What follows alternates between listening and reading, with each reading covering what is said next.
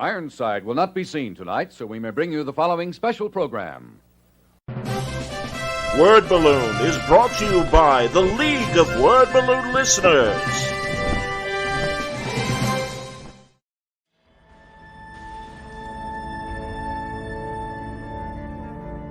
That's, me kind of doing a very light take on the version of Batman I was raised by, which is sort of post Neil Adams take, which he was doing the year I was born.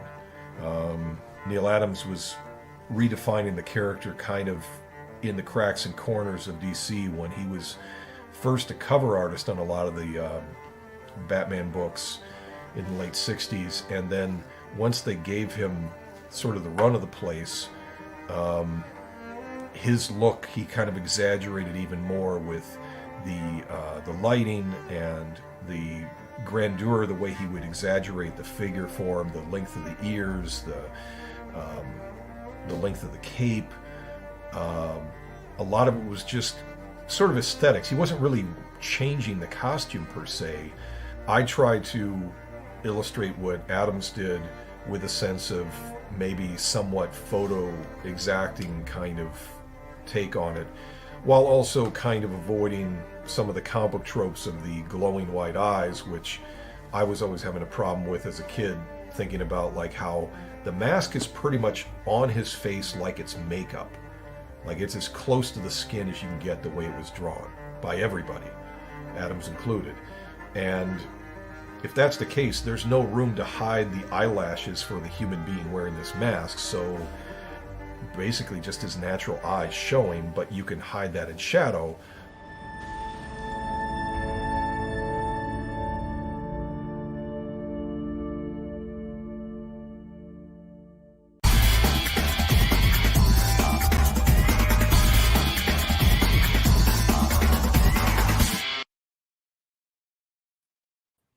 Welcome back, everybody. Time again for Word Balloon, the comic book conversation show, though slight deviation on today's broadcast. John Suntress here with one of my best friends in broadcasting. Goddamn, we've known each other for over 30 years now. My good friend Judd Sirott, the voice of the Boston Bruins. Good to see you, my man. Johnny, it's so great to talk to you. It just brings a smile to my face to be able to see you and see the open of the show. And I've always known you as the Chooch. Can I just call you the Chooch? You can't. Well, we should explain for the people that know Italian. And are like, wait a minute, that's kind of a derogatory term. As explained by our good friend Doug Buffone, the late great Doug Buffone, who dubbed me the boxing Chooch. That's it's a term of affection for close friends. But yeah, it's also a derogatory phrase. So, but that's all right, buddy. You've always called me Chooch. It's cool. Well, I don't know. I think we might stay away from that here, Johnny. Here in the next edit, you'll be able to take that out, clean it up. It'll look like your background. Yes, exactly. Very blurry. Yes. What did he say? Oh man. So you're gearing up for the new season. How many seasons now, Judd, for the Bruins with you? For me, this is going to be my 7th season. And it's been amazing. So, Johnny, earlier this year, there was a guy he writes a book on NHL play-by-play announcers, and he's like, hey, can you go through some stories, since you've been in Boston, do you have any great stories, weird stories, funny stuff? And even though it's a really short time, having done 6 seasons at this point, I'm like, wow, there's a lot. I mean, I've gone through outdoor games, playing at Notre Dame, playing at Fenway Park. We played a game in Lake Tahoe, in and around the pandemic, a game that will never happen again. The Bruins have been to the Stanley Cup final. There were so many amazing stories, even in my short time here.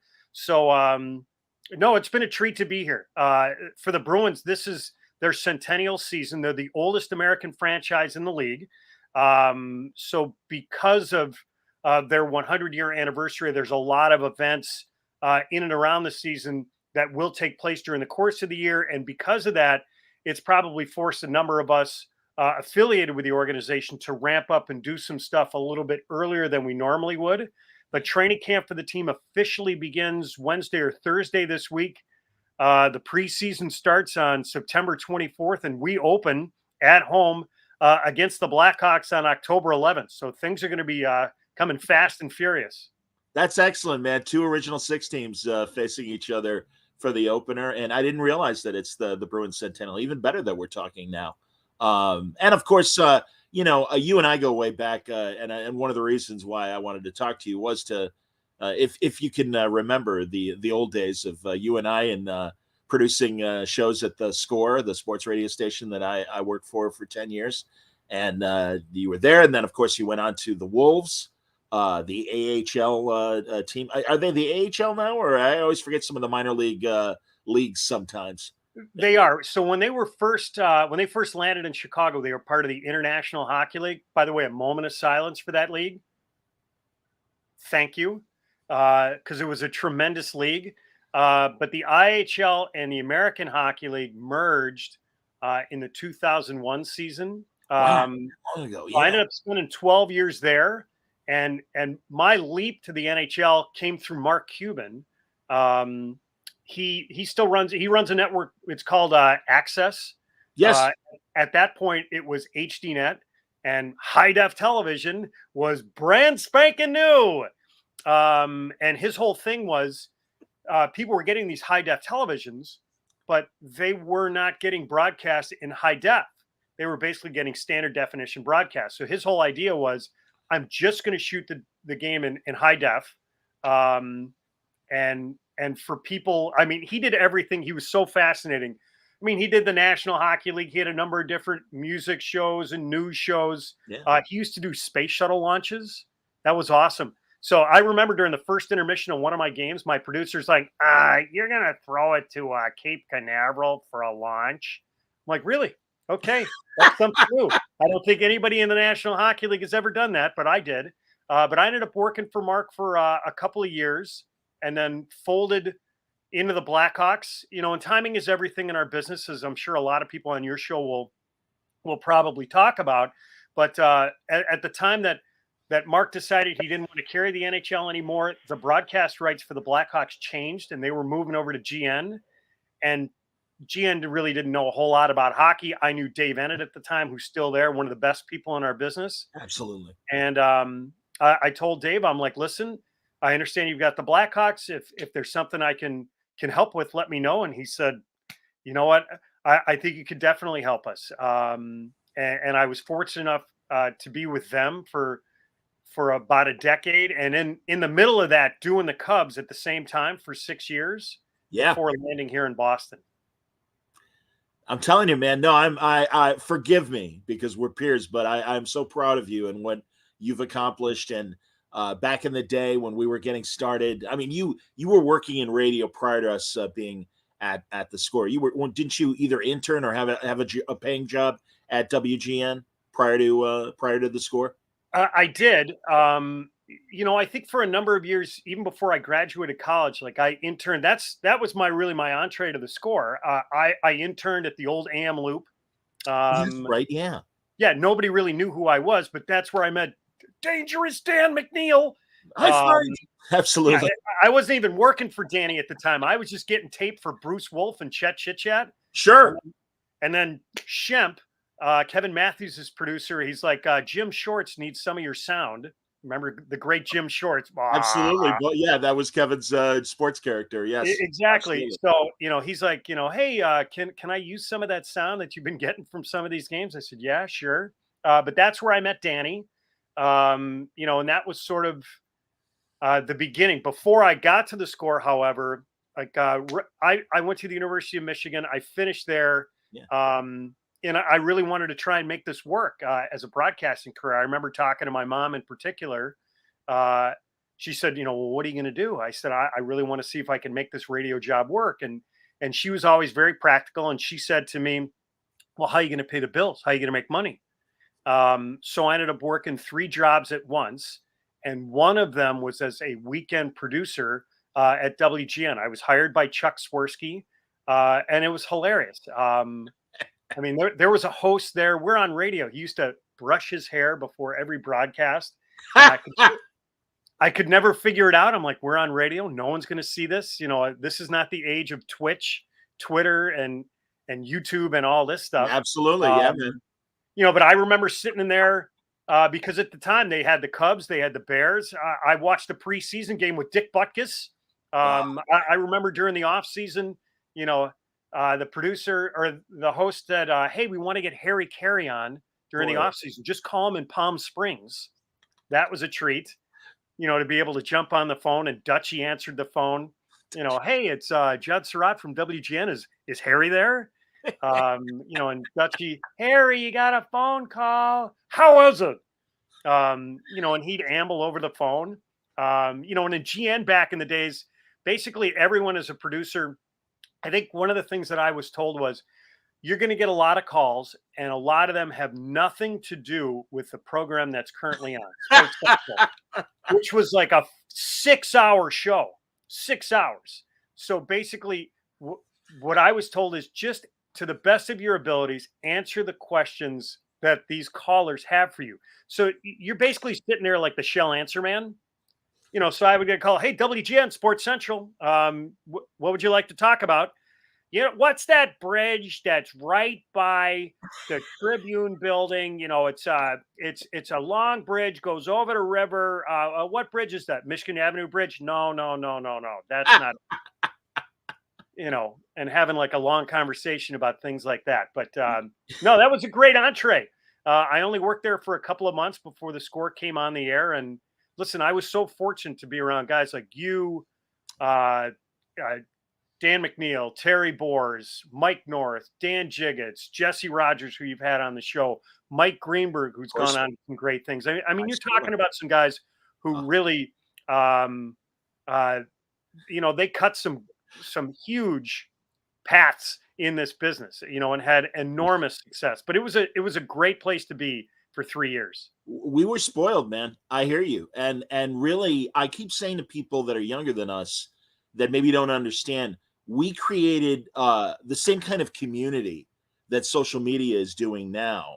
And it's an afterthought. Everybody knows and everything. But we were just doing it with radio. We were a little dinky daytime radio station. I should point out, by the way, because we are live, Judd, forgive me, but you can swear. You can do anything you want. But Kyle Carter, very thrilled that you're on the show. So that's Thanks, Carter. Exactly. So, yeah, hey, man, no, people remember. But, yeah, we were a little daytime radio station. We were on literally from sunrise to sunset. And in the winter months, sunrise might be 7:45 in the morning and sunset might be 4:45 in the afternoon. And the great thing was, from day one, now I didn't join, I was part-time, and then I was full-time with you, a few months into the show, or maybe a year into the show. But I remember, man, we'd sign off and the phone lines were still flashing, that people still wanted to call. All of them. It was full because they wanted to talk. They were desperate to talk. And, there were sports talk shows in Chicago, for a 2-hour block or whatever. Chet Kopic and all right, Jimmy Pearsall doing baseball. Thanks for your call. Thanks a lot for your call. Story Swirsky, of course. Bruce Wolf. Bruce has been on the show as well. Bobble of Boobski. Hilarious stuff, man. But yeah, a full day of sports. Finally, God, were you always on the daytimer? Because as you say, you're only at the Score for 3 years. Were we at 1160 where we had a better signal from our first signal and we were technically on for 24 hours? Yeah. So we started at 820. And then I think it moved to 1160. I don't remember exactly. Wow. I can't even believe this. I know, buddy. I don't remember exactly when it went 24 hours. I don't know if I was there for that. No problem. Maybe I was, because who would have been doing overnights? Well, the Grobber, I forget when it started, but I know we got the Grobber pretty early on in that 1160 period, I think. But again, it's cool. Who cares? Who cares? No, I don't remember, but I do remember, having to. I never had to turn the station on in the morning. I think I only worked the morning shift once. Tom Scher, Hawaiian. Tom, for people who don't know, NBC Chicago sportscaster. They hired popcorn, peanuts, a couple gallons of cheese dip. Hi, I'm Tom Scher. Today on the show, we'll have absolutely. No, I did, so I always did the afternoon show. I was always Yes. McNeil's guy, and Yeah. eventually, when they first started, it alternated because you had two writers on the show. You had Brian Hanley and you had Terry Boers, and ultimately, it landed on Boers. So, Yep. so it was basically McNeil and Boers. I did for almost 3 years with Yeah. them, Yeah. and then on Saturdays, I think we all had to produce. So I produced the midday show. So that was usually North. A lot of times it would be North and Rick Tellender. Rick, sure. At that point, he was still at Sports Illustrated at that point, and it was awesome. Working for North was fantastic. And then after the show, we would go play hoops, like over in Kilbourne Park, and then go over to Mike's hot dog stand, which he still had at the time. Yep. It was. Listen, those were amazing times. They were so much fun. I try and tell everybody at that point, because you were talking about what it was like then and trying to liken it as now. It was the Wild West. Sports radio was brand spanking new. The Score was only the third all sports station in the country. You had WFAN in New York, you had Extra out in San Diego, and then you had the Score. And I remember at the time, because you were talking about the phone bank going off when we would turn off the power, I'd have to literally, you had to do it too. You'd wander back to that control room and throw a switch like, right, literally, like I'm in Young Frankenstein. I was going to say, like a mad scientist. Absolutely, man. That's exactly right. But I remember at GN, I was interviewing at the time, and they knew that the Score was coming online, and I didn't tell them that I was going, but they would kind of tell me in passing, all sports, daytime only, not a chance, never going to work. And my dad at the time was a little skeptical when I finally told him. I said, you know what, I'm going to leave GN to take a full-time position over at the Score. And he's like, you're leaving GN for a daytime only radio station talking all sports? Maybe not the smartest move. So I guess the way I think about it, whether it's the conversation I referenced earlier with my mom, or the one I just talked about with my dad, is I think along the way that there are some tests, and how much do you really want something? How much do you really believe in something? And I believe that it could work, and I believe that it was the best thing for my career. So I went, and it was a blast. We did have a blast, man. Every day was just laughs, wall to wall. You originally were producing with Greenberg, right? Wasn't he your original partner, Mike Greenberg of ESPN? Oh yeah, it's before. So it was Greeny and I. It was Greeny and I, and then Jesse Rogers, who we were talking about earlier. He was producing Mike Murphy. He wasn't really full time because, again, we were daytime. We were sunrise to sunset. So if it was the winter and you're powering off the station at 5:30, there's no evening show. But I remember, like, when the days would get longer, Murph would have like a half-hour show. Yes. So it would maybe be from like 6 to 6:30. And so I remember Jesse at the time, and you got to do the impression. Can you help me screen some calls just for a half hour? It will really help me because I'm all by myself. Yeah. Fine. He doesn't quite sound like that now on ESPN, but that's the impression we all have of him. And I remember for like a half hour, picking up phones, running all over the place, grabbing carts, cassettes, running things into Murph, and we'd finish. That was pretty intense for a half hour, wasn't it? Murph, yeah, it was. Murph was great. Murph came on, Murph loves the Gil Thorpe comic strip. Yeah. And a friend of mine, Henry Barajas, took over writing the strip. And when I knew I was going to talk to Henry, I'm like, Murph, you got to come on with me, man, because you are the Gil Thorpe guru and know everything about Gil Thorpe. You've been reading it since the 60s. Please come on and ask good questions.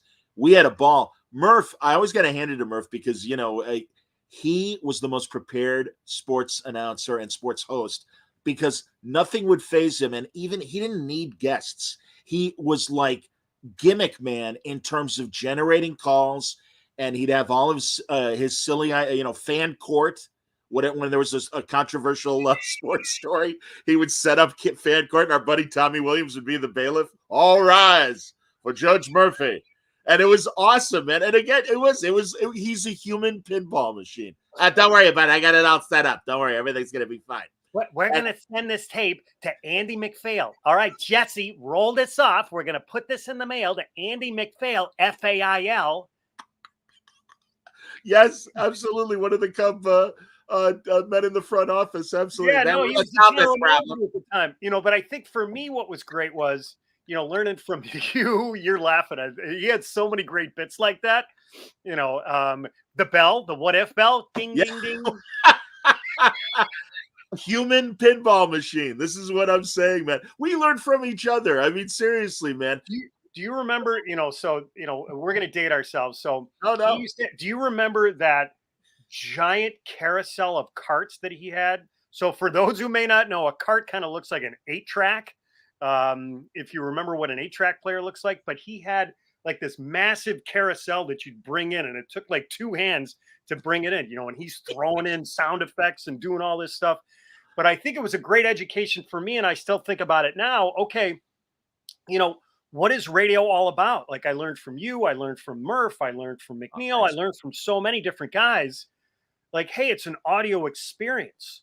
So, what kind of sound are you using? What kind of music are you using? How do you orchestrate your bits? How do you bring in different things? I think it was a tremendous and invaluable learning experience. Hey, man, like I said, you know me, and I don't have the deepest sports knowledge. I mean, osmosis, being in sports broadcasting for 16 years, I learned along the way, man. I mean, I was a casual baseball fan. I kind of knew my baseball history. Boxing obviously was my sport, and I'll claim to having knowledge about boxing. But what I did know was radio. And we really played with radio on the score beyond the meat and potatoes of this is the story of the day. Here's the athlete we're interviewing. Here's the coach, front office people, or whatever. But yeah, that was kind of my strength, just coming from music radio and also being a fan of that dying tradition of comedy on the radio. And even, I mean, God, in Chicago, we had the Usual Suspects, remember, at XRT? Sure. Who were great improv comedians and would write comedy sketches. I've had the opportunity to talk to people like Phil Proctor. Phil Proctor was with the Firesign Theater back in the 60s and 70s. And, big West Coast sketch comedy radio guy. There was the Credibility Gap and the Committee and stuff like that. Well, they were my inspiration because I had their comedy albums. And it's like, well, let's do parody songs. Let's do comedy sketches. Let's do all this stuff. And it just kind of was great, especially during those dead months like February and July in sports, where you're just like, oh man, you're just in the throes of college basketball and hockey and basketball, but also in July, you're waiting for the pennant hunt. It's after the All-Star break. It's kind of, spring training training preseason for football. Training camp's just getting started. So it's like, oh God, what are we going to talk about? And luckily we knew how to play radio. So we all had fun. I mean, it was great. And truly, man, it was so great because I think both of us, knew your sports. You knew it really, really hard. I'm another pinball guy like Murphy and stuff. And we complimented each other. And I really felt like those couple of years that we worked together were just fantastic. And plus, we had 2 great hosts in Dan McNeil and Terry Boers. And the 4 of us just had a blast. Every day we would laugh. I remember one day where Boers was maybe mad at me. And by the end of the day, he's like, I'm sorry, buddy. It was all me. I apologize. And it's like, dude, I'm like, everything's fine. We were okay. I got to ask you about, you'll forgive me, the Mickey Rourke story. Do you mind if we tell the Mickey Rourke story? Oh, we could tell Ted, we could tell a bunch. I mean, we could tell him. We could tell the Ted Levine story. Yes, Ted Levine from Silence of the Lambs. Absolutely. But you and Jesse had, I'll set the table and then you tell the story. You and Jesse had a very fun, friendly rivalry when it came to booking A-list guests, not just athletes, but really going after Hollywood people and stuff. And we did, but so McNeil called me during the summer. I'm writing a book. Oh boy. I'm not in the book business, but I want to talk to you about a few things so I get it right. Okay. And he's not the only one, because our old cohort, George Hoffman, had me on his podcast, and he asked me about this. He's like, and I think the way McNeil thought about it and the way George thought about it is that we were in competition. And I never really thought about it that way. I think that we brought the best out of one another, but I never was competing against him. It's not like I was trying to get a guest to keep it off of his show, because, a lot of times I would try and go for a guest, and if they couldn't do 2 to 6, I'd be like, hey, can you come on 10 to 2? We got a show on right now. And I'd run into the studio and I'd ask Jesse and those guys, hey, do you want to grab this guy? And they're like, yeah, throw him on. That I think that we brought the best out of one another, and we were competing. Obviously we wanted to put the best show on that we possibly could. Absolutely. And what we were able to do was to create, 2 tentpole shows to kind of, elevate the score at the time. But, Mike North, more so than Dan Jiggich, he loved getting celebrities on. Like, you remember when Walter Matthau walked into the studio? That was unbelievable. I remember Dennis Leary walked into the studio. This is 49 West Belmont.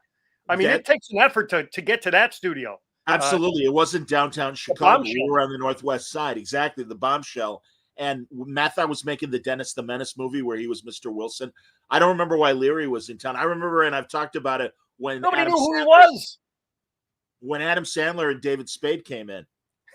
And I was really mad at Spade, and I still kind of am. I wasn't there that day, but he took that group shot, and very covertly, Spade is flipping off the camera. Sandler, it seems, when talking to you guys, he was a really sweet guy and everything. But yeah, and it was great because, Judd, we shared the building with the rock station WXRT, and these are laid back, not hippies, but definitely laid back rockers lifestyle. And all of a sudden, the noisy neighbors move in to the same building, and they didn't know what to make of us. And as well, it was, we went out with the music director, Pam Buddy, and another office person, our buddy Sue Ferrara. And it was so hilarious because I would see them as well. And the next day they're like, oh, Judd's a nice guy. I didn't realize that Judd's a nice guy. He's always yelling and screaming in the halls, because we cared. It wasn't that we were angry. We were just like, hey, let's go. Or the best was, as we would produce, there's the wall with the window, the hosts are on the other side, and people would come in. They knew they couldn't come into the performance studio, but they come in our room. And hey, listen, I need, Michael Damsky. All right, I need the guys to go over to Phil Stefani's and do a remote or whatever. And then, so after the pertinent information, after a while, one of us would go in or out, and then you'd follow with out. We're doing live radio. Get the hell out of the way. And it was true. And that's the thing. We had this great intensity, and the guy, Dan and Terry, certainly appreciated our verve, for a lack of a better word. But yeah, it was just like, hey, man, we're doing live radio. We're concentrating stuff. Man, I got to tell you, in my final years in broadcasting, I still had that kind of, all right, let's go. Just like you see in any movie where there's a television control room or a radio control room.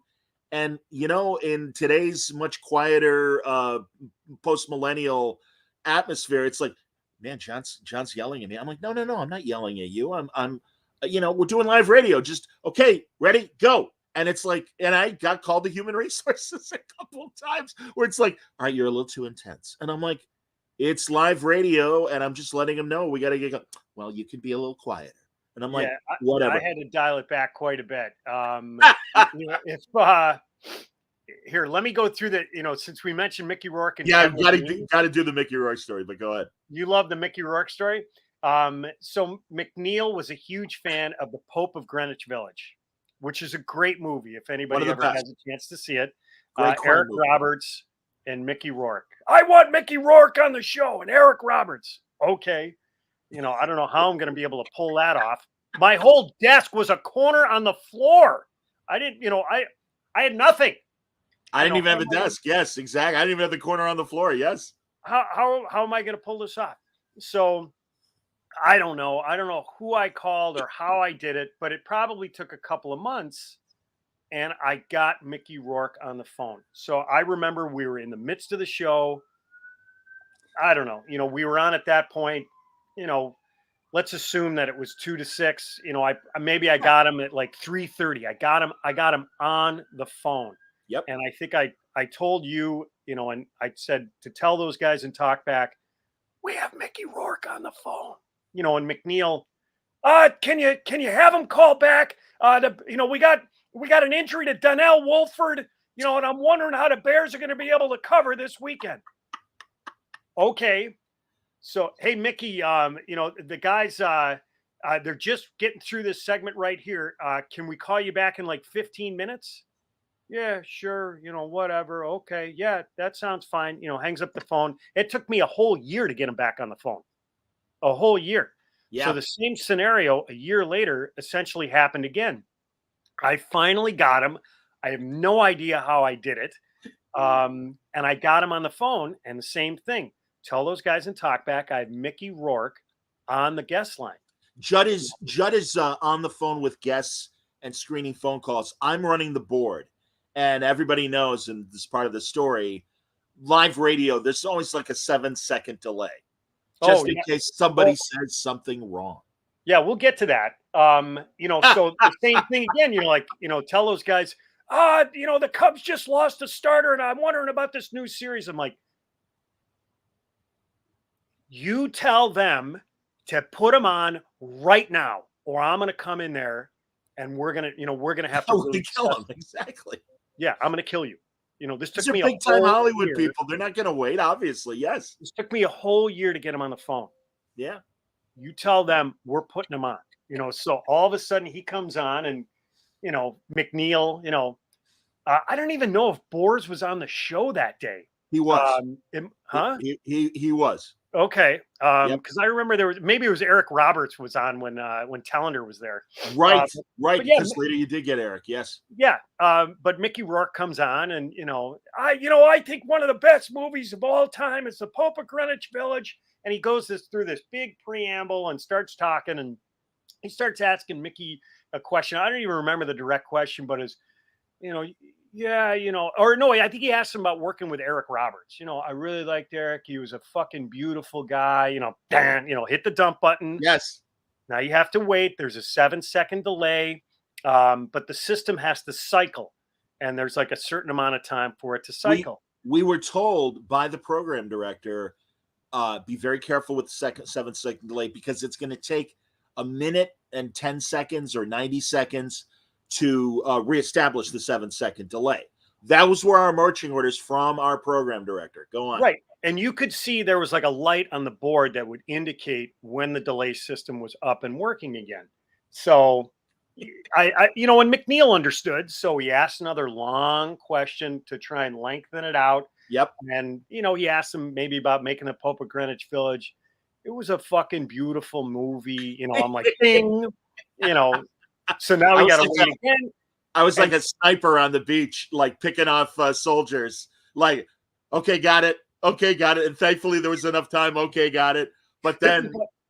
Yeah, but then all of a sudden the questions come faster and he starts, swearing a little bit more bullshit, all the great George Carlin words that you can't say on the air. And then we're set on the air.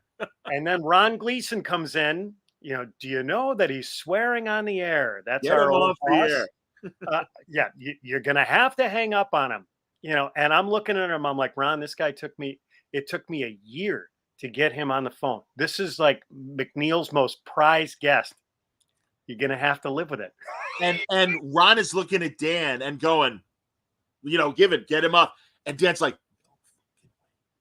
right. It's to McNeil's credit, and I loved Ron. Ron was a great guy to work for. We didn't always agree on everything, but he was a great guy to work for. But one of the things I loved about Dan and Terry was that they would always back you. They would always support you. That if Ron had a problem with me, those guys had your back. And that was another really important lesson. But yeah, he broke the dump button. That was hilarious. Well, what happened was, forgive me, but yeah, first Ron comes in, then Seth Mason comes in, the operating man, Ron's boss, and then Danny Lee comes in, the owner. So all three of the big execs are like behind me and Judd, like, what are you doing? And what are you two doing, Judd and John? How is this happening? So, all right, get somebody in there, or when the show is over, you guys need to come to the office and explain yourselves, because you allowed swearing to go on the air, FCC violations.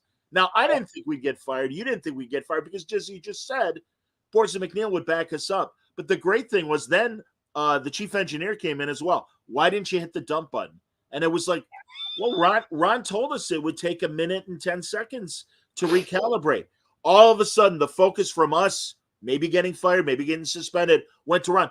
Well, and the chief engineer goes, well, after 10 seconds, you have a full second of delay. So if they start swearing more, you can hit the button. And we're like, well, we didn't know that. All of a sudden, the focus is on Ron. Why did you tell him it takes over a minute? Well, I didn't want them to get in trouble with swearing. Well, look where we are now. Boys, you're excused. And we got off scot-free.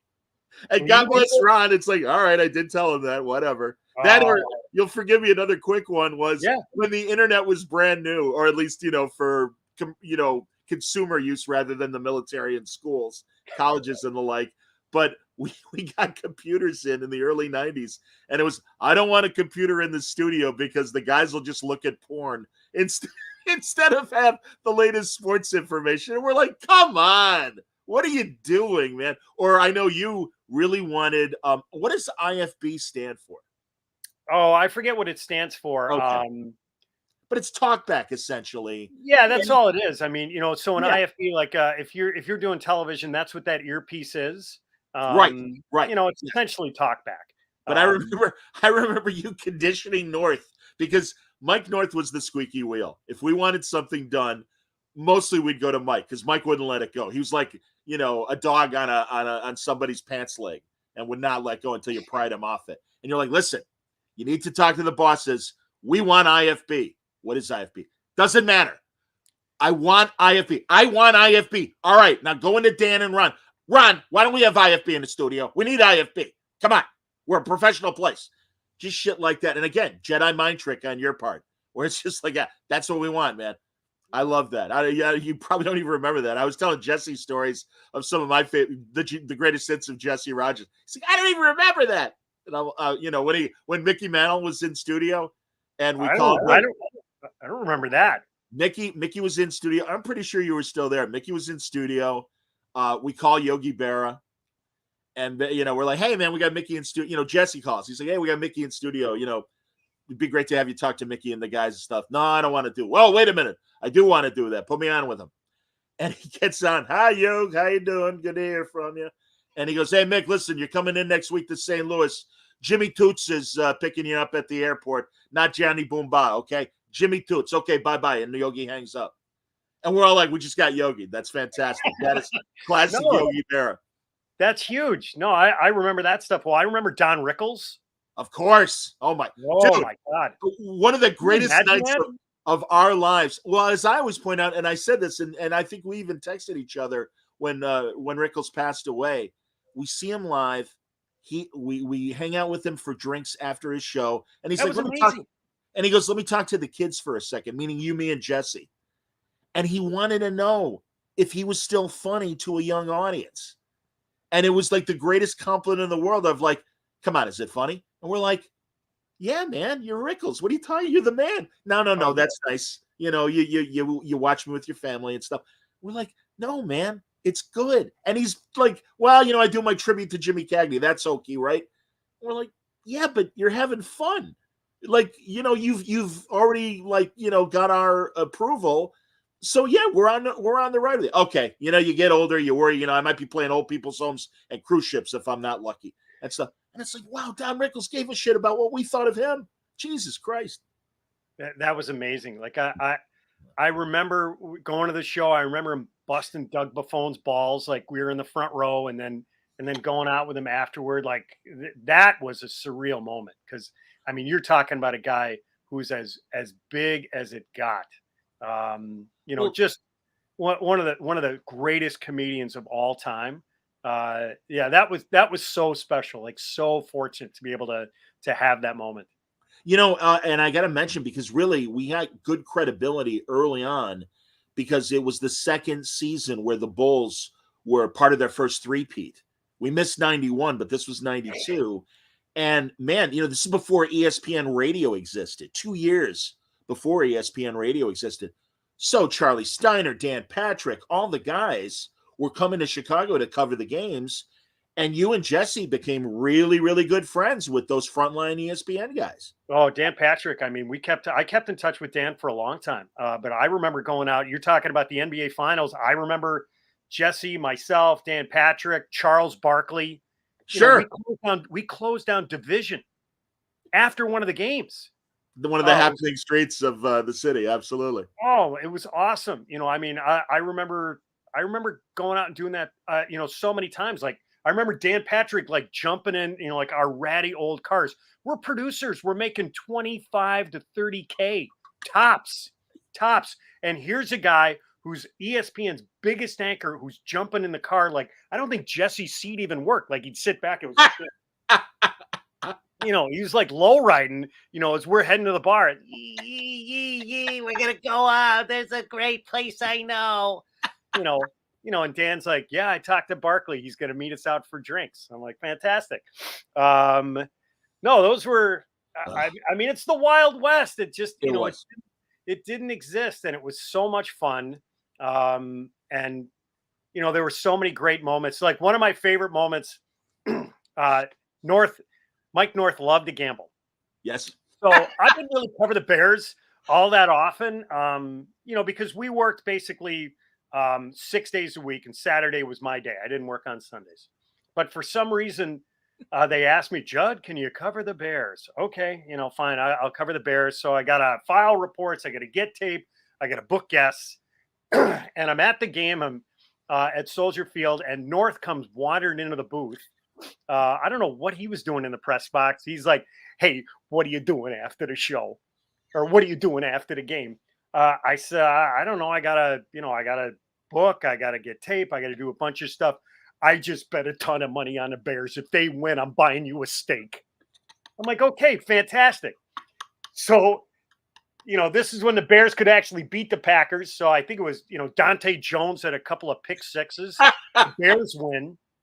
I'm down in the Bears locker room, getting all my stuff, and I see North, and he's in the room. Let's go. I just won a ton of money on the Bears. We're going to Gibson's. He's like, when are you ready to go? I said, I got to book some guests. Who do you want?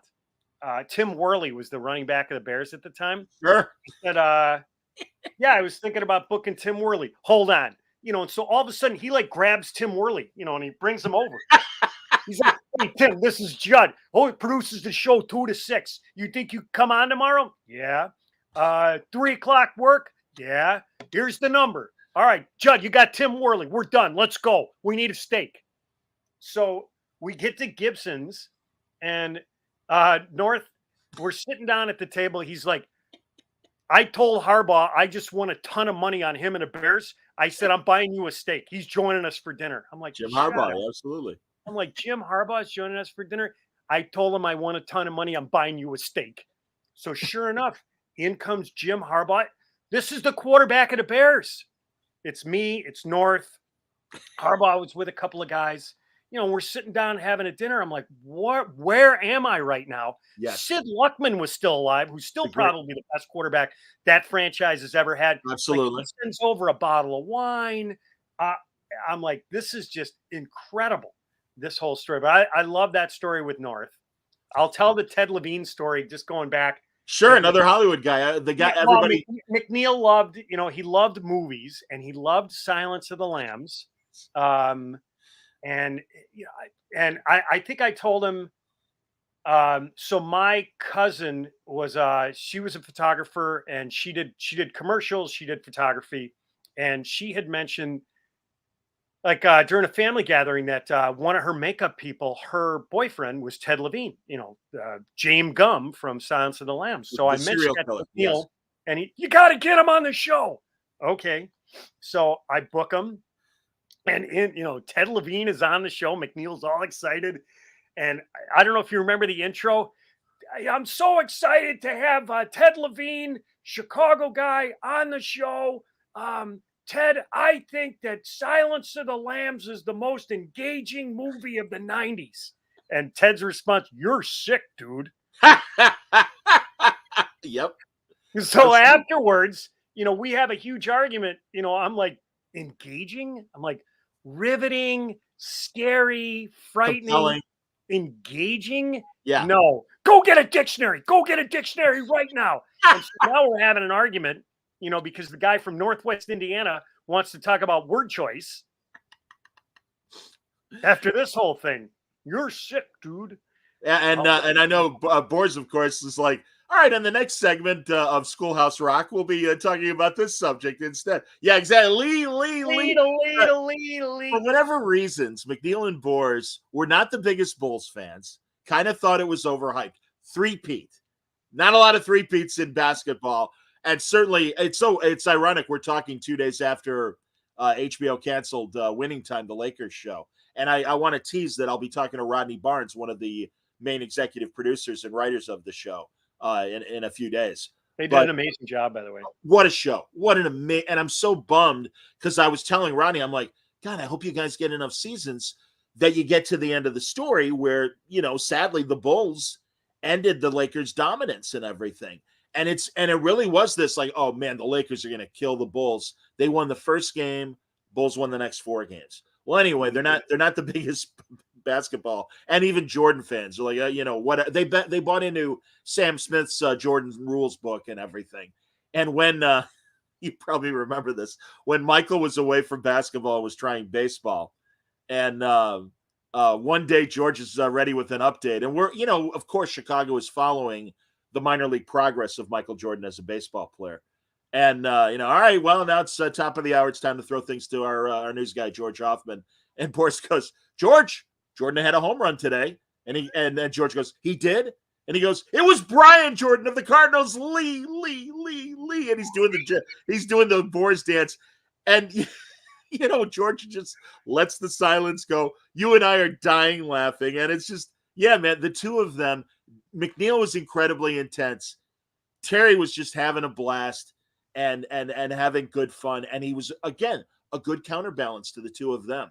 No disrespect to Dan Bernstein and, Dan's subsequent co-hosts over the years. But you and I know, man, when it was Dan and Terry, they were magic. It was a fun show. And we had a blast with them. I always think about it as music.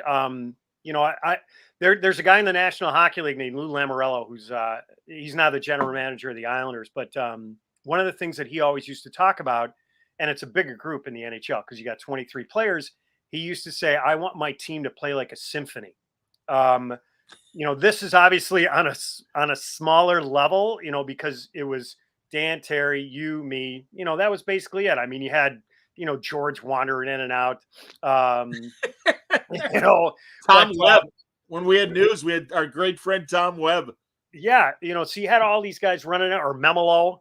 Memolo, absolutely. So the whole idea was, I think in this sense, and McNeil was also a big music fan, is, it's got to sing, it's got to make music. Yep. And that's what we were able to do. Like whoever was playing percussion, lead singer, lead guitar, bass, whatever. That's why that program worked so well. I agree, man. No, I agree. And that was the great thing the idea of taking highlights from the previous day and playing them at the front of the show, maybe finding a piece of music to fit and everything. That started before me. But, I was a long-time music DJ before getting with the Score, so I kind of knew some better songs to find. We had a great record store that was down the street from the radio station, Deluxe Records. Hello, Deluxe. Hello, Deluxe. Exactly. Do you have me and you and a dog named Boo? Oh yeah, absolutely. We got to sing. All right, listen, I got to go. I'll pick up the single. I'll be back in a little while. And I'd cut it together with the music and the bits and everything. And no, man, I mean, that was my contribution to the show. And then I'd do my little silly voices, or I'd come up with parody songs. Tom Couch and I would learn how to cancel out the lyrics, and we'd have I remember I was doing when the Sox were playing the Blue Jays. Yes. And Cito Gaston was the manager of the Blue Jays. And it's like Cito, and I'm like, Lido, Boss Skaggs, Lido Shuffle. And we did the Cito Shuffle and everything. And I remember singing it, and you just in the other studio laughing your ass off at me as I'm singing this song in a Boss Skaggs voice and everything. Well, but I also remember during that World Series, I think before it started, we did like some, you know how they have like, you're calling the radio station from the other town. Like we called the Toronto sports station. That's And right. the host there was it Jim Shaky Hunt? He was, we had the lead guy who was totally, hey, how you doing? I'm a radio guy. I'm at the Fan in Toronto. We're talking to the Chicago guys about the White Sox and the Blue Jays. And it was Boris and Paul Ledusky were hosting that day. And yeah, because Dan wasn't there that day. But yeah, his partner was Jim Shaky Hunt. And he's like, Shaky made a good point the other day. And we're like, who the hell's Shaky? Oh, that's Jim Hunt. We call him Shaky here. But Boris always said, every good station needs a Shaky. And then you started getting called Shaky. Yes. Because, especially early on, you got to understand, everybody, I had like 3 years of non-radio work. And coming to the Score was my chance to get back into radio. So I was nervous, and I'm from Trembling Hills. And yeah, and he's like, every sports radio station needs a Shaky. Suntress, you're always trembling there behind the board. You're Shaky from now on. The name of my production company is Shaky Productions. I wear it. I mean, as I always say, it could have been worse. They could have called me Turd, the way Mancow Muller's producer was known as Turd. I knew him. I'll accept that. I'll accept Shaky. It's all right. Oh yeah, no. But I love the parody songs and all that stuff. But I remember on the calls. So in the morning, like that whole ritual in the morning, like before our show, I would call both hosts. So usually I'd call Boris first, just because it was more fun. Hey, how you doing, buddy? Well, or it'd be like, what the hell do you want? I'm like, do you want anybody on the show? No, and actually now that I think about it, I used to call him second because I call McNeil first because that was the heavy lifting. Yes. Yes. And then Boris would be like, what does that guy want on the show? And he used to say it very sarcastically, but they got along and there was love there. But he used to kind of poke fun, because he never really cared. He never cared. Like the guests, what he wanted to talk about. That was never what his main focus was. For McNeil, and he came from Chet. He came from Copic, where it was very regimented, very planned out. So our calls would be long. All right, we got to get this guy on and this guy on and that guy on, and then get me Shaky. What's our open? What are we going to do for our open? Because that was a big part of the show. So it was the guests. And whatever the content was, and what are we going to open with, which was a great idea. How do we catch people's attention? And now that I think about it, like the fact that we didn't replay some of that production because it was so good, like why didn't we bring it back? The old. Here's another thing that rings in my head all the time from Ron Gleason. Your audience changes every 15 minutes. That's right. So why didn't we bring it back? Certainly during the day when people were listening to us in the car, we had salesmen coming in and out of sales calls. So no, that's absolutely true. Yeah. Yeah. But that was a big part of the show. Like he wanted guests. He was very guest oriented. Yes. And then he wanted, okay, what are our production elements? What do we need to have that we're going to have some fun with? I remember when, and I can't remember which athlete had a weapon in their car, but anytime an athlete was in trouble, we would play Thin Lizzy's Jailbreak because it has that opening din, din, din, that heavy bass line of Phil Lynott. And I would play George doing the, so-and-so was caught with a weapon in his car and faces criminal charges. And you'd cut to the first line of the song, tonight there's going to be a jailbreak. And and of course, McNeil loves 70s music. And that's the thing, man. You and I, after a while, we understood what Danny was looking for. So it was very easy to like plan good songs. This is good. All right. Angry Young Man from Styx, Fooling Yourself, that song. We had a blast, man, again. And it was so great. And the great thing too was, and I always point this out. So we had all the big sports people coming into the Score. WXRT was the heritage rock station in town. And they would have big music guests. And I remember when Fogerty came in studio, Tina Turner. I had her do a promo. Tina Turner. I'm in a little studio on 49 West Belmont. I haven't thought about that in so long. I'm in production B, like over on the FM side. Hey, Tina, can you read some liners? When I'm in Chicago, I listen to McNeil and Boers. This is Tina Turner. I'm like, oh my. I can't even. Does somebody still have that somewhere? I don't know, Judd. That's a very good question. I know a lot of my parody songs I grabbed, and I still have them. But go ahead. So I remember, since you're talking about music, and I was thinking of this story earlier, like Greenie and I were working late one night, and we were off the air again, sunrise to sunset, and I'm in the back doing some production, and Greenie wanders in. He's like, "My man, I think Johnny Rotten is in the cafeteria." So I'm like, I'm like, okay, we are a music station. I'm like, Johnny Rotten. It's like, I don't know, 11 o'clock at night. And so I'm like, well, I got to check this out. And sure enough, this guy with bright orange Bart Simpson hair is in, this little lunchroom, I mean, like the size of a small kitchen. Yeah, our break room, yeah. And I remember seeing him. I'm like, oh my God, it's Johnny Rotten. I'm like, oh, God save the Queen. And I don't know if you remember, they passed out some shirts that night. Johnny Rotten came over and he, whoever was there, they passed out some shirts. I don't know if Greenie still has it. I've never really talked to him about it. There were like only two guys over on the AM side. So they threw us a couple of shirts, and then whoever was over on the FM side, and there wasn't that many people at that point. I mean, maybe Johnny Mars or one of our favorites, Dick Milne. Richard Milne was on. Milne, our great friend, absolutely. Or maybe Marty Leonard's. Right. So they had these shirts, and the next day, Seth Mason himself came around to confiscate the shirts because it was a public image record. Basically like a record cover right next to 93 XRT, and XRT wasn't exactly in love with the record cover. So I still have that shirt. Excellent. That's fantastic. Oh my God. My favorite story, my friend Shelley Bond, great comic book editor, and is a massive Anglophile, loves all the 80s British music. One Saturday night, I was producing a show for Jim Memolo, and there's a knock at our back door. Now, there are two back doors, one for the XRT side. It was like kind of an L, and one on the score side. And so if you don't know which door, it's easy to knock on the wrong door.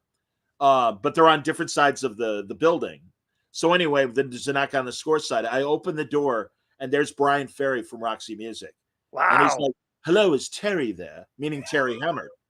And it was, and Terry. Terry comes literally galloping from the FM side. I got it, John. And I'm like, okay. I'm like, all right, no problem. I'm like, really nice to meet you. I shook his hand. And I'm like, yeah, screw you. I'm going to say hello to Brian Ferry for 2 seconds. I'm like, it's goddamn Roxy Music. Are you kidding me? Oh, yeah. No, that was huge. I love that little parking lot. So there were 3 parking spaces in the back. 3.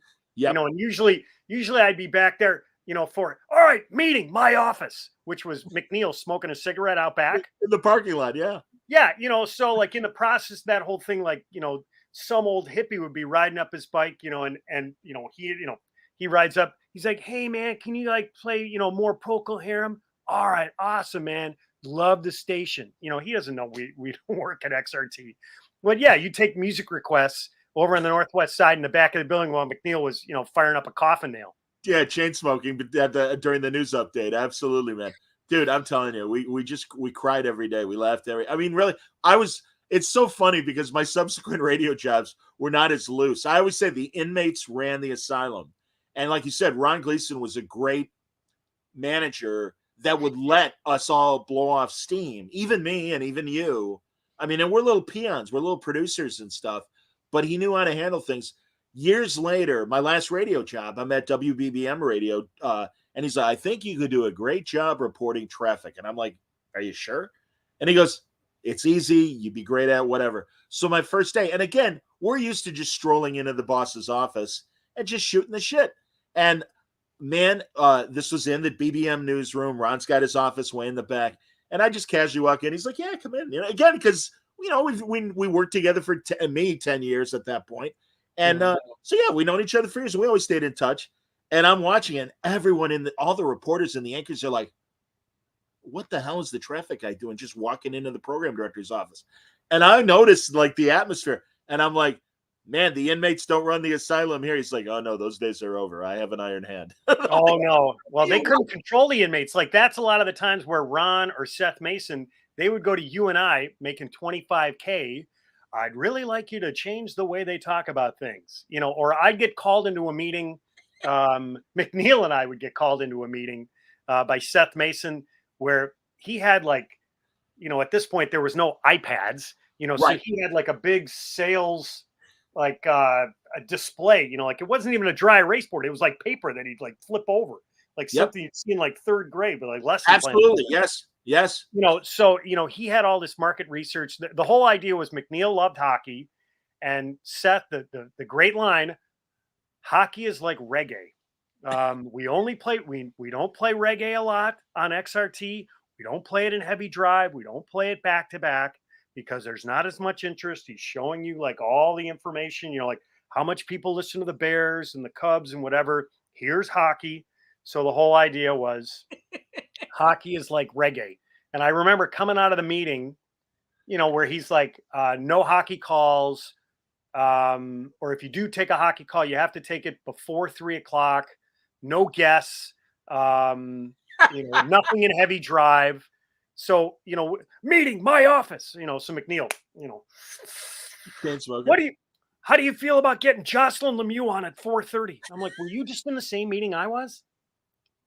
But they would invariably come to us because they didn't want to deal with McNeil or Boers or Jiggets or North. Listen, these were some big personalities, and they would tell you exactly what they thought. So it was much easier to go to us, we had any influence on what was going on. Hey, they said no hockey and heavy drive. You know what I say to them? I'm like, more hockey. Yeah, exactly. Let's put more on. Like, remember, Seth didn't want us to eat in the studio, or didn't want the guys to eat in the performance studio. And I don't know if you were there that day when Jiggets had this pile of ribs on a plate, and Seth, like, Jiggets goes up to go to the washroom or whatever, and Seth walks in and takes the plate out of the studio. And Jiggets, oh my God, wait till the crescendo of the story. And Jiggets' eyes just get like, don't you dare touch my food. How dare you touch my food? And it's like, that was one. I'm conflating stories because there was another one where guys were screaming in the hallway, and Harvey Wells, who at that point was the station manager, and people are yelling at Hoffman, yelling at us, yelling at hosts or whatever, and Harvey's like, "Hey, can you guys keep it down? This is an office." And Jiggins goes, "Where the hell do you want us to keep it, Harvey?" He goes, "This goddamn place is so small. We're rats in a cage, Harvey. We're rats in a cage."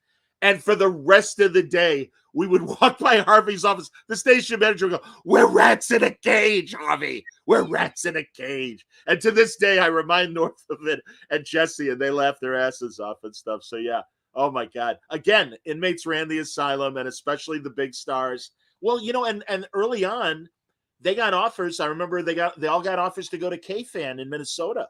Oh, yeah. And the Chicago, which was the greatest thing to happen to them. Their salaries suddenly went up. Their contracts were rewritten, and they became the 800-pound gorillas. Yeah, so, I remember, but you were thinking about food, and I remember McNeil, go down the street and get me some chunky monkey. Ben and Jerry's. Yeah. Yeah. So, he's like, crushing some ice cream, or Jiggets. Why don't you go down the street and get me some rice? The Chinese place, yes. Okay. He would sit, everybody knows the snack vending machines, and you get the little like envelope of like Cheetos or whatever. And Jiggets during an interview would open it up, and he would tap the bottom of the bag and basically shotgun this bag of Fritos but he would tap the bottom of the bag with like two fingers, dink, just to keep shoveling the food in his mouth as he was talking. Dude, how about McNeil? McNeil would, come from fishing. Yes. He would go right from the boat with the cooler and bring it into the station. And he trust me, he smells like he's been out on the water right now, like swimming with carp. You want to see the fish I got? And he opens it up, and Boris is like, "Oh my God, it stinks. I can't believe you did that." But seriously, right off the boat, I gunned it to the studio. And then after work, like, I'm surprised Eddie Deppens has not come up. Eddie Deppin's was this little hole in the wall bar that was down the street. And yeah. Hey, Lom, how are you? Lom. Which stood for, you remember? No, what does Lom stand for? Lazy old man. Oh, there you go. There you go, man. Hey, Lom. I felt so bad. Eddie, they closed down Eddie's bar because he would get illegal pay-per-view. And as I learned, being in boxing and stuff, the state commission would have lieutenants hit all the bars the night of a big pay-per-view and make sure that the bar owner had paid their fee. And it wasn't cheap. It was like $5,000 for even a hole in the wall bar. I mean, it would be assessed at how many seat capacity each bar had and stuff. But that's what closed down Eddie's. I also remember he used to have like Friday nights where he would have like women in lingerie, and which sounds enticing until you actually saw the broken down models that we had. That, yeah, no disrespect to the women, but really it's like, yeah, maybe you ought to wear flannel nighties. So yeah, I don't think this lingerie is doing you any favors. That was a special place, but that was a big XRT hangout. I mean, those guys had, there weren't a ton of great haunts at that point on the northwest side of the city, but they had their places that were staked out. Like Eddie Deppin's place, and North was obviously his hot dog place was right by Schurz High School. Yep. So he knew a bunch of places. I remember one time, I was playing basketball. This was like on a Sunday, and I got hurt. And the next day I come into work in the off day, and I'm like hunched over and I'm hurting. And I mean, I'm bent over. I'm in pain, but I'm still ready to produce. And Ron, bless his heart, he's like, "What happened to you?" I said, "I hurt my back playing hoops. You don't look like you're so good. Why don't you head home and come back tomorrow?" I'm like, "Well, that's really nice." So North must have been filling in for Tom Scher doing mornings, and he sees me in the hallway at the bunker. He's like, "Where are you going? What? Why are you heading home?" I'm like, I got hurt playing basketball, and Ron's sending me home. "You're coming out with me. I finish at 10 o'clock. We're going." And it's like a Tuesday, and we had to hit like 10 different places. We hit the levee to play ping pong. We hit Brothers. We hit Mutters. Butters, sure. We hit Deppins. I mean, we must have hit 10 places. The World Tour. And it started at the World Tour, and it started at like 10 in the morning. And by 10 at night, we had like migrated toward the city. And I'm like, I can't get anything else into my liver. I'm like, it's time. And the next day, I mean, I'm still hurting, but this time it's not the back. As I'm producing, and sure enough, North is doing the morning show. And I remember what he said. He's like, "If you're going to be a man at night, you got to be a man in the morning." And that always stuck with me. Words to live by, absolutely. I'm serious. Really, man, we did. We got spoiled as far as just the fun that we had. And it was just a great timing, everything. And like you said, you call it the bunker. It's funny. Don says Jiggins couldn't front through a door. No, he could. But, the performance studio on the Score was this little performance studio that barely had enough room for two guys. And then when you'd have an in-studio guest, it was like three guys in a one-man submarine. And I remember you were gone by then, but when I was sidekicking for Doug Buffone and Norm Van Leer, Doug, big former player. I'll tell you what, exactly, Norm Van Leer. And the three of us in that room, and we're all just like, "All right, so what did you think about the game?" "I don't know. What did you think about the game?" And it was hilarious, man. And also, one of the antenna was on top of the station, and one of the legs came through our studio encased in concrete. Yeah, and maybe it's lucky that I'm still single, because I don't know if I could father children after being that close to that radio tower. You might have like 5 or 6 arms, but you can't tell. How many kids do you have now, man? I have two. So they're in high school. I have a sophomore and a junior. But since you were talking about that studio, because originally, I mean, it was like a card table, and there was not a real production board. When we got started, and they had, I don't know, built it out to some extent. McNeil, if you remember, he wanted to run the board and do the show. Toscanini. And so, so it was flip-flop. Every other show was different. Like every other show had the producers were in that control room. Well, Right. McNeil, I want to control my own board. I want to control all the levels. Okay, but the problem was he was controlling the levels and he couldn't focus on the show and focus on the sound of the show at the same time. So finally, Right. Ron came in. Dan, you're gonna have to move. This is not gonna work, And McNeil, screw you, Ron. And eventually Ron won. I don't know how he did that, but McNeil, I think he probably sold him on the fact like, hey, this will allow you to just focus completely on the show, not on the levels of the phone call or whatever. Like, how many times would we get, like, whether it was on a music bump or a phone call or an interview, like, Yes. Yeah, his he could duck hands are like going up and down, like, hey, you got to control that, the levels. He can't even see anything. He can't see a VU meter, but that's too loud. I'm like, okay, whatever. Yeah, it was like Toscanini, or like Bugs Bunny, like, yes, yes, with the opera singer, exactly. Oh my God. Well, also, I wanted to point out one of my favorite things was you worked for the Wolves those years. A lot of championship wins for the Wolves when you were the voice of the Chicago Wolves. And Wayne Messmer was the general manager, and we all knew Wayne from his Blackhawk games where he would sing the national anthem. And I really focused in on land of the free and the home of the brave. And he would always, and we would see Wayne. We saw Wayne, poor guy, the night he got shot in the throat. We were at the game. Yeah, that was like Hawkeyes. Yeah, but Wayne, oh man, those, and I'm not, and I'll admit, I'm not the biggest hockey fan. I will admit that. Although you guys really schooled me in the best way. And hanging out with you guys, God, I met Joe Murphy and I'd meet oh my God, and all the guys and stuff. And yeah, no, my nephews are massive hockey guys and know the history. And it's like, you knew all those guys? I'm like, well, I didn't know them. I go, but McNeil and Judd would know them and stuff. So I'd get introduced, and yeah, we'd be drinking at I forget the name of the one, not Sewell's. What the hell was it called in the city? The sports themed bar that is in About Last Night and in Nothing in Common. Shit, I can't remember now. Not Mothers. No, it wasn't Mothers. It was close to the Park West. It was pretty close to the Park West. Started with an S, I'm going to say. All right, I'll have to think about that. I didn't spend a whole lot of time down there. I think that was one of the things that really, allowed McNeil and I to hit it off. He was obviously a huge hockey fan. Like he'd have his Zubaz pants on, and he'd get like a soft serve ice cream like this big, and at the game, taking in the Blackhawks. Absolutely. I don't understand why they can't get the puck to that guy. No, with the Wolves, listen, the last place I ever thought a minor league team would pop up would be an original Six City.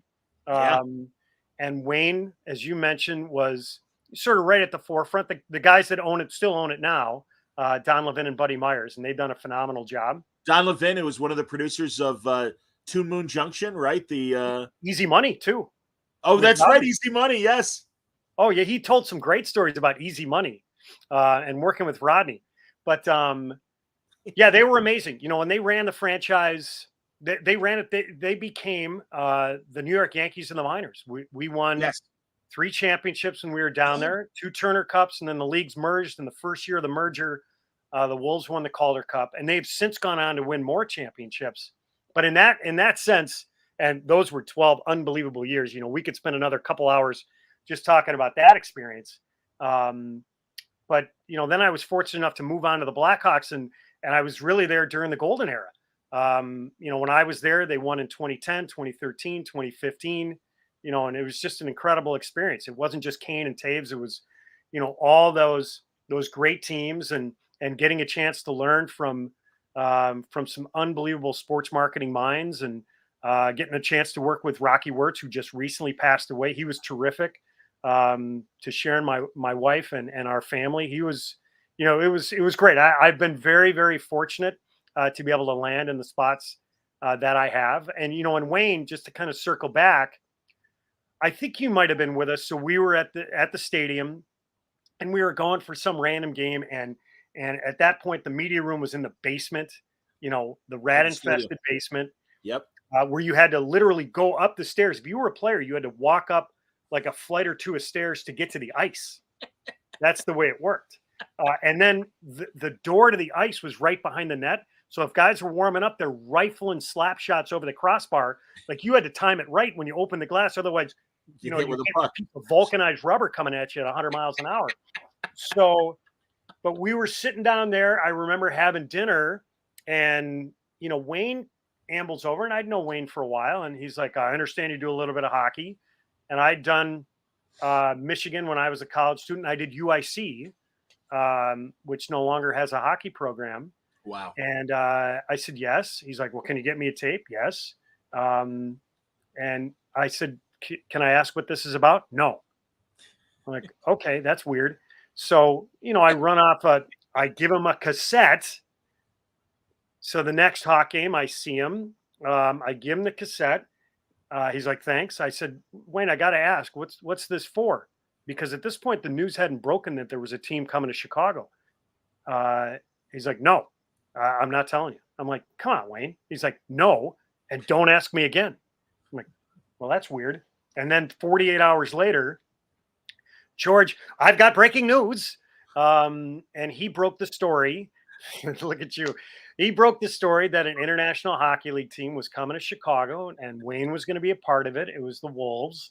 And so, and then like shortly thereafter, Wayne's on the west side. In a robbery attempt, there's a guy who shoots him through the throat. Yeah. So for me at that point, I don't think the guy's like fighting for his life, for me to ask, hey, how's that job coming, Wayne? Yes. I didn't feel like it was the right time to ask him about my job prospects. Not. So fast forward a little bit, Wayne, fortunately was able to regain the use of his voice. Most of his singing voice. Absolutely. Yes. Yeah. He said it, it's kind of like walking with a limp. It's not all the way back, but I think only he knows that. If you listen to him, he sounds as good as ever. Oh, absolutely. And he was a fixture for so many years at the stadium and doing, the PA for the Cubs and singing the anthem there. Yep. But I saw Wayne. This was when like the radio stations had a softball league, and I played on the score team. Yeah. And we were playing a game at Grant Park, and I saw Wayne there, and he's like, hey, are you still interested in the job? I'm like, first of all, Wayne, are you okay? How you doing? He's like, oh, great. I said, yeah, I'm still interested in the job. He's like, all right, give me a call next week. And I was able to get an interview. I sat down with Wayne. I sat down with the owners, and really at the time, they obviously wanted someone who could do the games, but I think they were looking for someone who could get them some traction in the media. So it was a dual position. I came in when they were looking for someone to do a hockey play-by-play on radio and to do media relations for them. And they were not having a whole lot of luck just getting the story out. And so when I sat down with the owner, like Don Levin, and he's like, do you know Steve Rosenblum, who was writing at the Tribune at the time? Yes. Do you know Mark Giangreco, who was at ABC at the time? Yes. Okay. All right. You're hired. Because that's what he wanted. He wanted someone who had been on the inside. And I did. It was a bonus to him that I could also do the games. So that was my entree to the Wolves. And it was, 12 unbelievable years. I think, it's funny. Initially with the score, the print journalists were really like, yeah, who the fuck are these guys and who they think they are? We've had the beat forever. But I think in a lot of ways with certain guys, we made them personalities beyond their columns.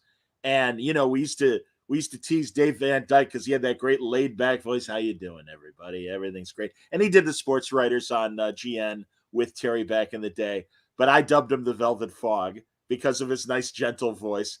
And everybody started calling him the Velvet Fog. Or you mentioned Rosenblum. Rosenblum had this like big, almost perm of white hair, and it was HOV positive, the hair of vastness. Hair of vastness. Absolutely. Yeah, no, he's still in my phone as Big Hair. There you go. That would normally be Boris, because he was a writer, and these were his people. He's like, get Big Hair on the phone. Get Big Hair. Or I loved, we mentioned that Tellender worked at Sports Illustrated. The great investigative journalist at Sports Illustrated at the time was the great Lester Munson. And awesome. I know you would love to call him. And how would he respond on the phone initially? Well, even Bill Gleason, whose number, his phone number, I still remember like the last 4 digits because it was I think it was 1959, which was like, because the White Sox, that was like the last time they went to the World Series, and he wouldn't say hello when he answered. It would be, "You picked a perfect time to call." That's what he would say. Gleason, Yeah, Gleason 445 1959.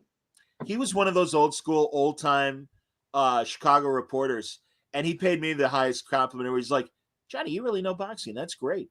And I was like, "Oh man, Bill, that means so much." And I even went and watched him and Ben Bentley and Rick and Bill Joust do the Sports Writers TV show. And it was the greatest thing in the world. And I got to know Ben, and Joust and I covered the Chicago Golden Gloves one year and hung out the entire week and laughed all week and everything. These were great guys, man. It was so great because we always admired them as writers, and then we got to know them as people and stuff. And it was just, these were the deans of Chicago sports writers, and they were friends. It was so wonderful, and I feel that way, especially about Gleason and Joust, definitely. So I remember, we talked about my first job was working for GN as I was a weekend producer, Saturdays and Sundays. One of the things that I would occasionally have to tape was the sports writers on radio, because that's where that started. So that's where I met Boris. I really, it was like, hello. Yeah. I don't think you really got to know me, but I would be in like a side production studio, because it would be get Sports Central going, and then I need you to tape the sports writers on radio.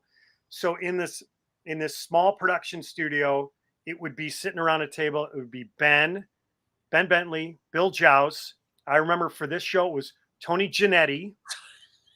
Tony wrote for the Sun-Times, and Boris. And so Ben's introducing everybody. We got Bill Joust from the Tribune.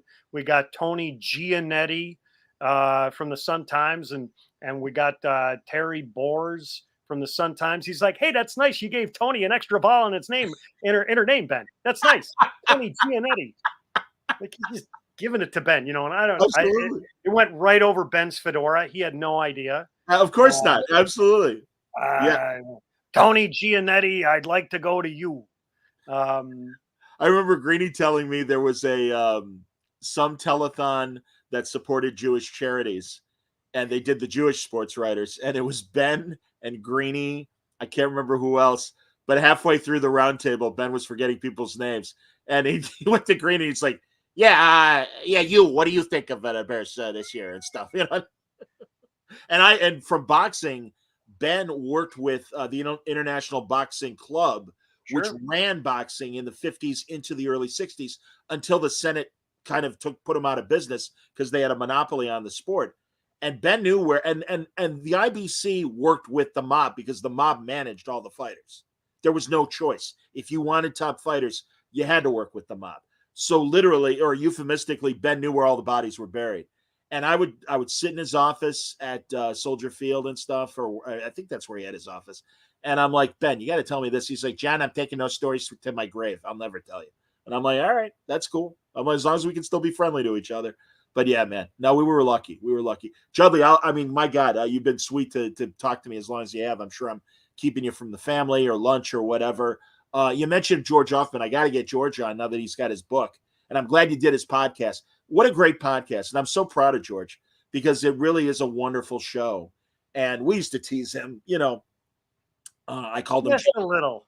No, he hated it. I called him Jane Hathaway because to me he was a very effeminate gentleman, despite being married and the like and everything, or we called him the incomparable Hildegard. Oh, I remember that. Judney, the phone would go off in the control room all the time. In the midst of the show, like you were talking the story about in or out. George, Judney, do you have a source with the Royals? Yes. Ding. Judney, we're trying to listen to the show, and then George comes on the speakerphone. Judney, do you have a source with the Mets? Yes. No, Judney, George, stop. Enough. Exactly. Yeah, we're doing a live radio, George. I don't know. You work. I'm working here. I'm not going to do your job too. I love you, George. It was, well, seriously, man, ultimately you and Jesse had this amazing Rolodex, to use an old phrase, of contacts and stuff. And yeah, you knew the guys that were willing to come on and talk and give us good radio. One quick story, just because Sure. I remember you and I used to talk about Jesse, like you brought up Jedi mind tricks and you talked about boxing. Like Jesse had this way, it was like Don King. You got the hair up to here, what only in America.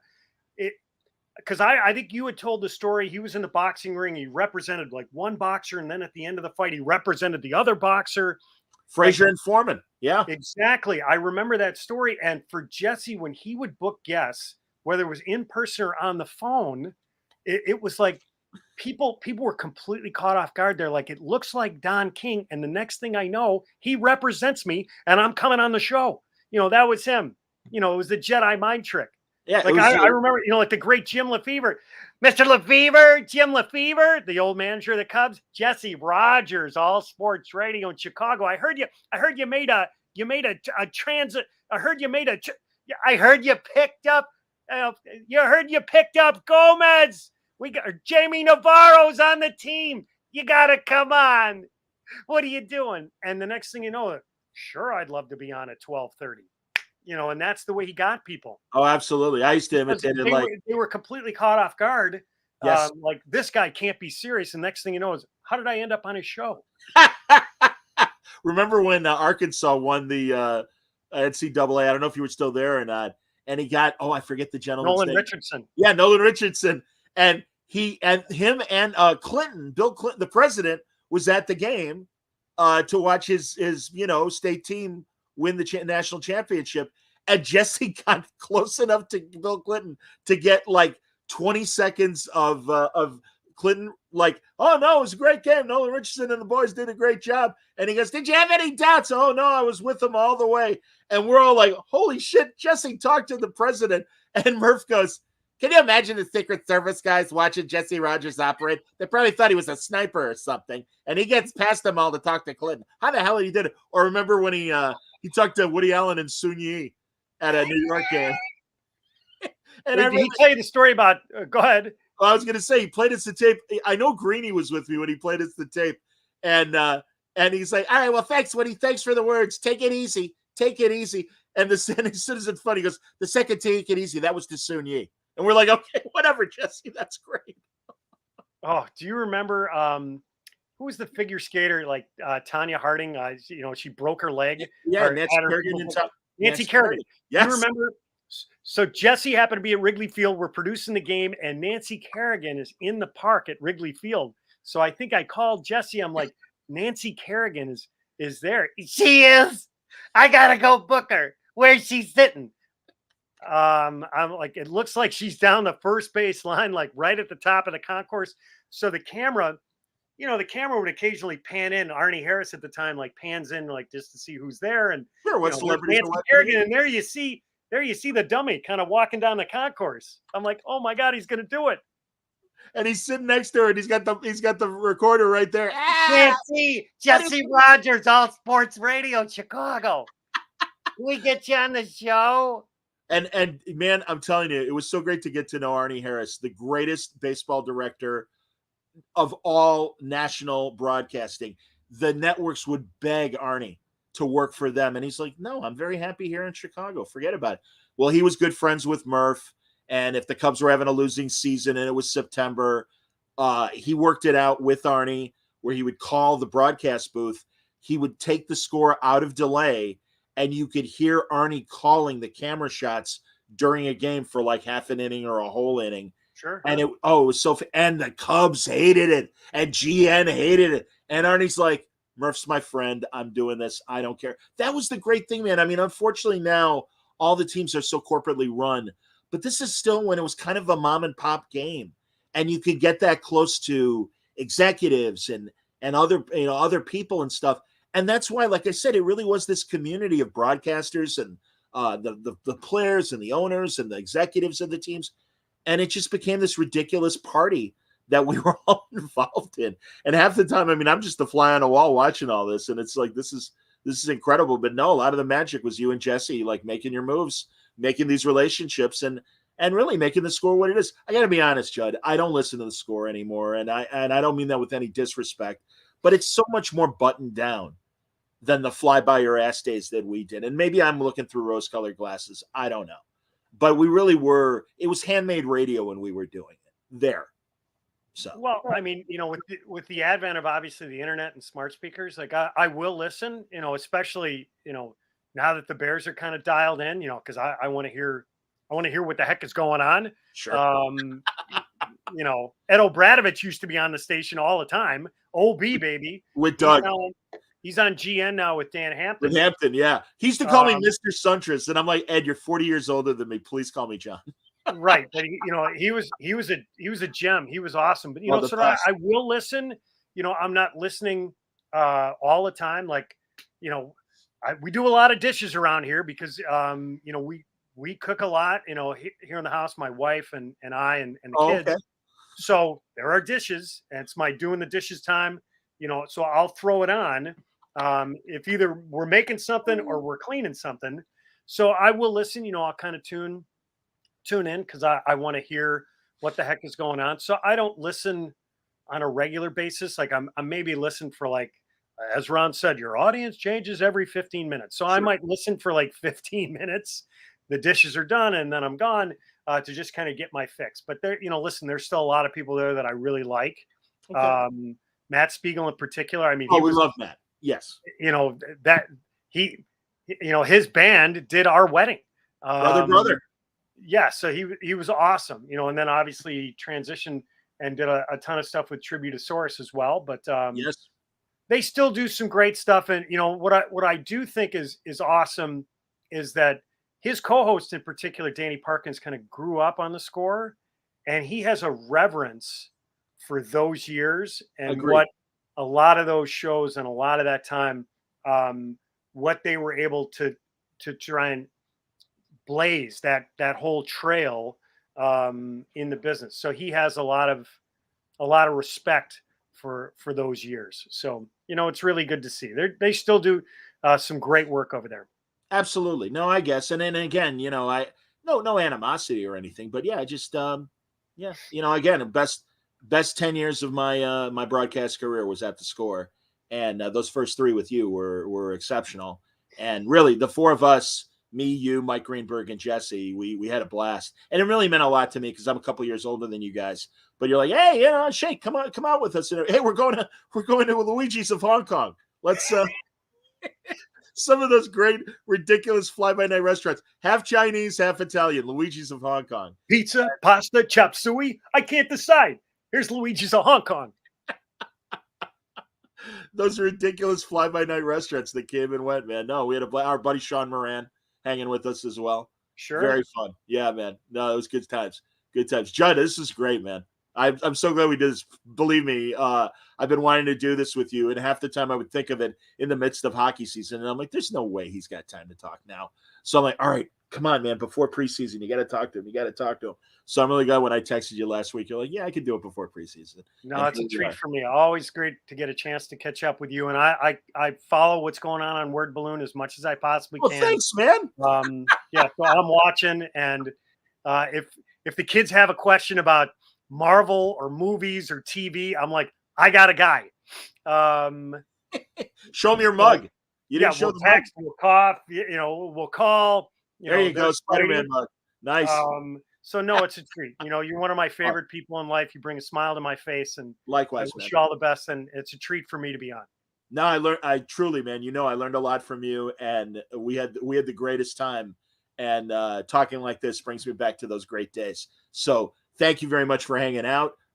Good questions, everybody. I appreciate it. And it's going to be a great week. Actually, later today, this afternoon, I'm talking to an Irish buddy of mine, Declan Shalvey, who's a wonderful artist and writer. We're going to talk about his Marvel days and also his latest graphic novel called Old Dog. So join us for that. But until next time, everybody stay safe, stay happy, stay healthy.